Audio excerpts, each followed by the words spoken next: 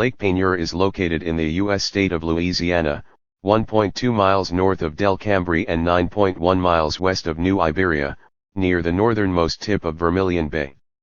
It was a 10-foot deep freshwater body, popular with sportsmen, until an unusual man-made disaster on November 20, 1980 changed its structure and the surrounding land.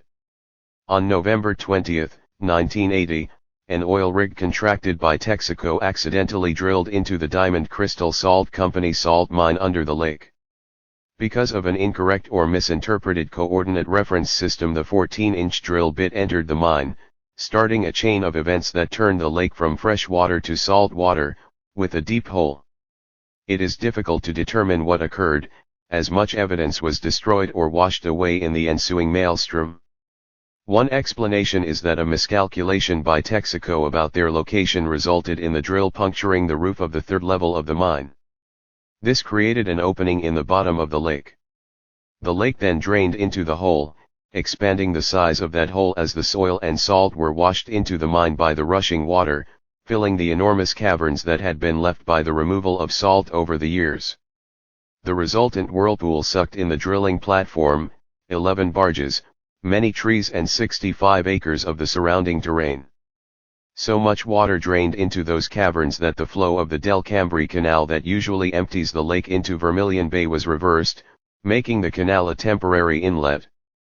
This backflow created for a few days the tallest waterfall ever in the state of Louisiana, at 164 feet, as the lake refilled with salty water from the Del Cambri Canal and Vermilion Bay. Air displaced by the water flowing into the mine caverns erupted through the mine shafts as compressed air and then later as 400-foot geysers. Although there were no injuries and no human lives lost, 3 dogs were reported killed.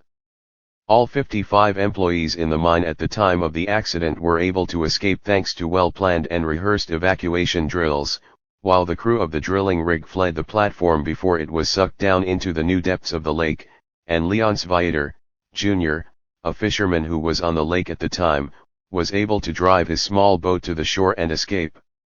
Days after the disaster, once the water pressure equalized, 9 of the 11 sunken barges popped out of the whirlpool and refloated on the lake's surface.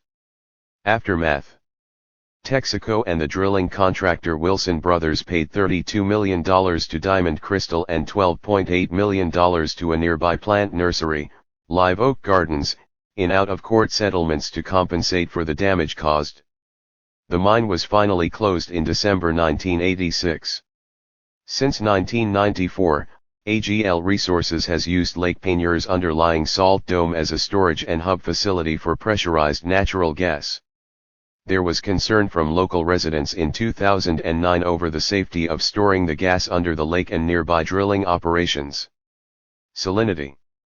The lake had salty water after the event, not as a result of salt from the mine dissolving into the water, but from the inflow of salty water from the Del Cambri Canal and Vermilion Bay, which are naturally salty or brackish. The event permanently affected the ecosystem of the lake by changing the lake from fresh water to salt water and increasing the depth of part of the lake.